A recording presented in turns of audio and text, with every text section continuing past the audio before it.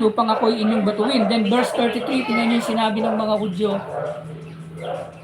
Sa verse 33, then the Jews answered him saying, for a good work we stone thee not, but for blasphemy.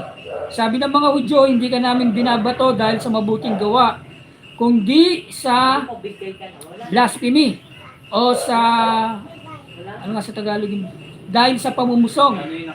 Bakit? Dahil ikaw ay tao, being a man, makest thyself God. No, yung God dito wala pong definite article.